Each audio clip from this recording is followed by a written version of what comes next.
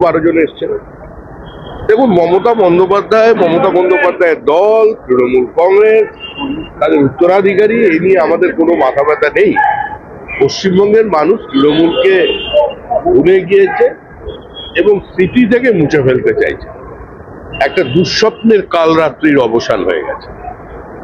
আর আমার মনে হয় এই নিয়ে কোনো আলোচনা করা উচিত নয়। তবে এটা ঠিক, পশ্চিমবঙ্গের মানুষ তাদের রাস্তায় বসিয়ে দিয়েছে। সারাক্ষণ বিশৃঙ্খলা ছিল। এই কর্মসূচি ঘিরে মানে দলের যারা কর্মী তাদের বিরুদ্ধেই অভিযোগ যে সারাক্ষণ বিশৃঙ্খলা ছিল, যেখানে নেত্রী কথা বলতে পারে। দেখুন, তৃণমূল কংগ্রেস আদপে কোনো রাজনৈতিক দল ছিল না। মমতা বন্দ্যোপাধ্যায় নিশ্চয়ই একটা সংঘর্ষের রাজনৈতিক অতীত ছিল।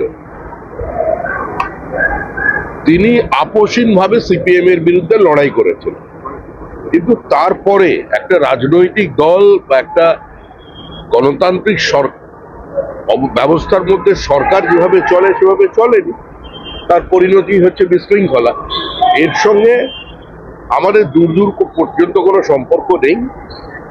সাংবাদিকরা বিভিন্ন সময় বিভিন্ন ধরনের প্রশ্ন করেন, সংবাদ মাধ্যমে কেউ কেউ ভিউজ থেকে নিউজ বানিয়ে দিচ্ছেন। এগুলো চলবে, এটাই স্বাভাবিক।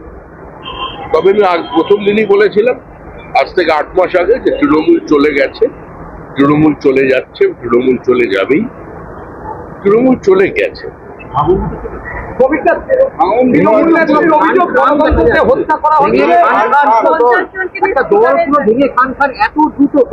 এটা কোনো দল ছিল না, সেটা ভাঙার কোনো প্রশ্নই নেই।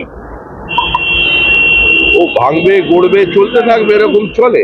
দুর্ভাগ্য আমাদের যে আমরা একটা পশ্চিমবঙ্গে এত বছর সাধনার পরে একটা সরকার তৈরি করলাম যেখানে কোনো দায়িত্বশীল বিরোধী দল নেই।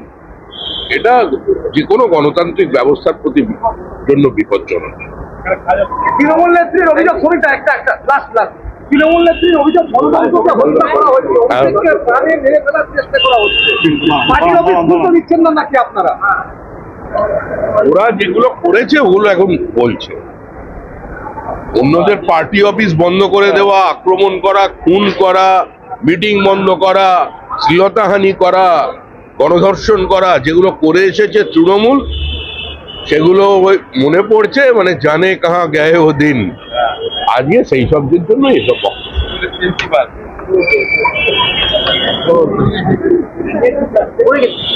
নেউপিসি জুয়েলার্স, সম্পর্ক গড়ে দেয়।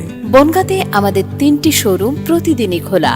নেউপিসি জুয়েলার্স, বনগাঁ বাটার মোড়। নেউপিসি জুয়েলার্স ব্রাঞ্চ, কুমদিন স্কুলের বিপরীতে। নেউপিসি জুয়েলার্স বিউটি, মতিগঞ্জ, হাটখোলা।